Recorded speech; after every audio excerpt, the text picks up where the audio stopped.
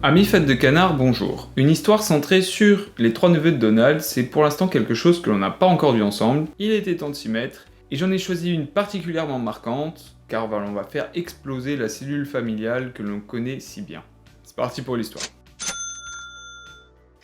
Dans plusieurs récits, on mentionne l'anniversaire de Picsou, celui de Donald, mais pour les enfants, c'est un peu plus rare. Dans la salle de classe, on voit que la plupart de leurs camarades sont très heureux car les fêtes réalisées pour l'anniversaire de Riri, Fifi et Loulou sont assez mémorables. On peut le comprendre car, mine de rien, c'est un jour important pour 3 enfants, pas seulement un, et donc le faste est de mise. C'est pour ça que souvent ils s'amusent beaucoup à cet événement. Ils ont déjà hâte de celle qui va arriver. Or, pour les enfants, un changement s'opère, on peut dire qu'ils grandissent, que la maturité arrive à petits pas avec eux, car ils se sentent un petit peu à l'étroit dans leur rôle de triplé et qu'ils aimeraient développer une identité propre. Si Donald se moque un petit peu d'eux au départ, ces derniers vont le confronter à la réalité, ils vont mettre leur casquette à terre, et à partir de ce moment, même leur oncle, qui pourtant les connaît assez bien, n'est pas en mesure de les reconnaître, étant donné qu'ils portent le même t-shirt, qui n'est d'ailleurs pas celui de couleur, mais celui qui est noir uni que l'on connaît dans la plupart des histoires.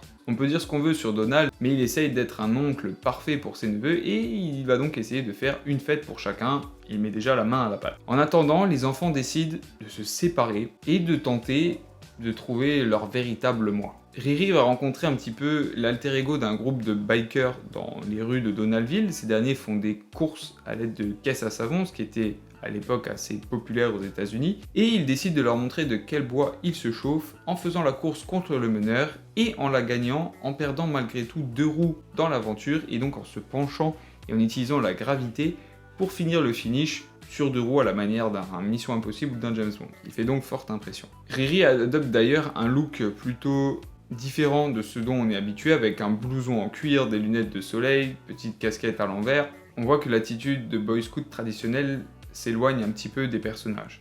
Il en va de même pour Fifi, qui lui va prendre un t-shirt qui ressemble un petit peu à ceux de la NBA, il va lui aussi se coiffer d'une casquette mais de couleur rouge, et il va aller au skatepark le plus proche, pour déjà voir un petit peu ce qui s'y fait, et surtout impressionner l'assemblée par son style, car si ces derniers restent plutôt au sol, lui n'hésite pas à utiliser les modules et à faire des figures quand même plutôt compliquées pour des enfants de cet âge-là. On n'est pas tous Tony Hawk. Ça marche aussi, il est accepté, cool. Voyons voir ce que fait Loulou de son côté. Alors déjà, c'est là où aussi on peut remettre en question la géographie de Donaldville, mais apparemment l'océan n'est pas très éloigné, parce qu'il rejoint un groupe de surfeurs, et si ces derniers sont plutôt musculeux, ils en imposent, une énorme vague arrive, eux préfèrent ne pas la tenter, et ils voient ce petit jeune homme qui enchaîne un tube qui ride la vague et qui termine les pieds en éventail sur la plage. Bref, il n'en faut pas plus pour qu'il devienne la nouvelle coqueluche, avec un petit surnom d'ailleurs approprié de canin, parce qu'au début ils se sont un peu foutus de lui, mais au final, il fait partie des leurs.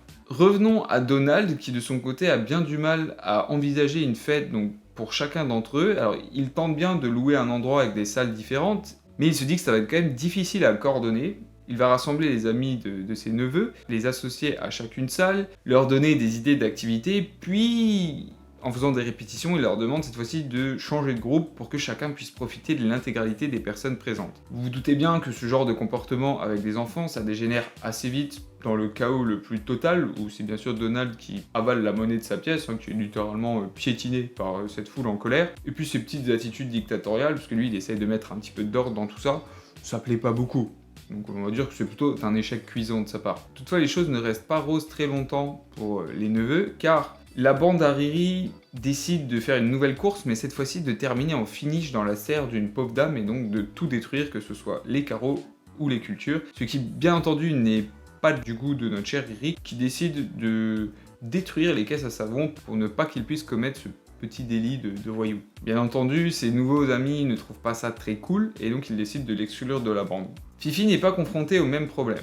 On le sait tous, le skate peut être un sport assez dangereux, et en voulant imiter un jeune petit prodige, un de ses nouveaux amis se fracture le bras, et plus vif que l'éclair, Fifi lui fait une attelle en brisant sa board pour que justement il n'ait pas besoin d'aller à l'hôpital en lui assignant les premiers secours. Ces derniers sont d'abord impressionnés, ils lui demandent où est-ce qu'il a appris à faire ça, et quand Fifi fait mention des Castors Juniors, auxquels il reste quand même très attaché, vous vous doutez bien que les petits boy scouts catholiques, ça a quand même pas très bonne presse chez les skateurs réputés plus cool et underground. Du coup, les railleries pleuvent, et c'est quand même un Fifi un peu dépité qui décide lui aussi de quitter ce groupe et finalement d'aller à sa fête. Chez Loulou, on est dans un cas un petit peu différent, plus dans une confrontation donc entre le monde des adultes et celui des enfants, car lorsqu'il rejoint la plage, il n'y a aucune vague, aucun vent, et que du coup les surfeurs sont juste assis dos contre leur board et qu'ils attendent en fait que le temps change. Pour un enfant, ça peut sembler quand même absurde de perdre autant de temps, et donc il leur propose de jouer tout simplement pour patienter. Pour quelqu'un qui a plus de 20 ans,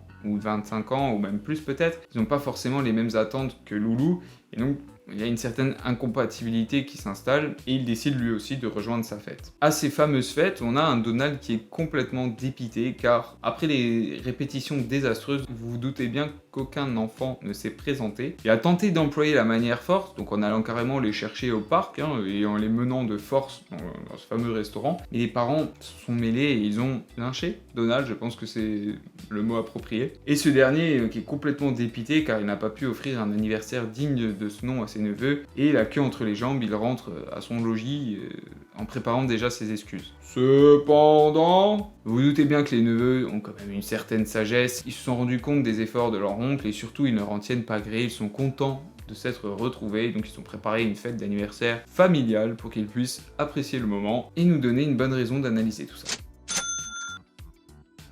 Il y a beaucoup de choses, va falloir qu'on en discute. Déjà, le sujet de l'histoire est en lui-même très intéressant, parce que dans le cas de jumeaux, de triplés, ou si on va encore plus loin, c'est vrai que la question de la personnalité propre se pose réellement, car on est tellement habitué à vivre, après je dis ça, je n'en sais rien, mais en tout cas de ce que j'ai constaté, et de parce que j'ai déjà lu sur le sujet, habitué à vivre avec nos presque double littéralement, que l'on peut constater parfois des difficultés à s'émanciper, à devenir une personne propre et à ne plus être désigné seulement par le groupe. Mais là où c'est intelligent de la part de cette histoire, c'est qu'en essayant de briser donc cette unité, ils vont chercher l'acceptation dans d'autres groupes déjà établis, et donc ils vont retomber dans un espèce de cercle vicieux, car si auparavant on les associait comme les triplés, chacun va rejoindre un groupe avec ses codes propres pour en fait ne plus être différencié par eux-mêmes, mais comme un membre du groupe. On retombe donc dans une certaine situation comparable à celle initiale, et avec une certaine ironie. J'aime bien la façon dont les auteurs ont montré les codes propres au groupe, alors que ce soit vestimentaire, car chacun va adopter la nouvelle tenue des individus qu'il cherche à approcher, mais aussi par le langage, parce que notamment avec les skaters,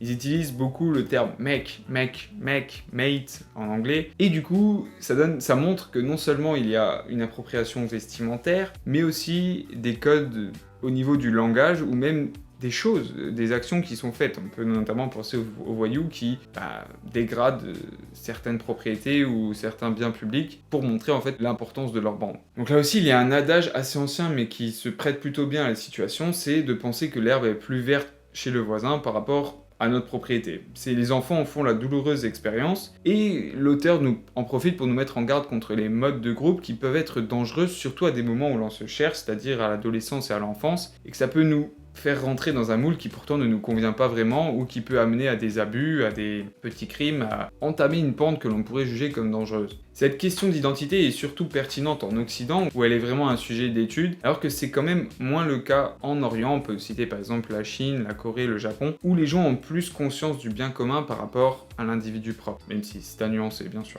Attention toutefois quand même à ne pas tomber dans une certaine morale, car le recentrage sur la famille ou sur la communauté déjà existante peut être dangereux, dans le sens où il peut induire une certaine fermeture par rapport au monde qui nous entoure et à nous créer une bulle qui n'est pas vraiment en rapport, en relation avec la société et la manière dont elle fonctionne. Donc là-dessus, j'ai peut-être quelques réserves, même si je pense qu'il ne pensait pas à mal et il voulait juste montrer qu'on n'était pas obligé de changer drastiquement pour s'accomplir et qu'on pouvait le faire aussi avec notre famille. Pourquoi pas ?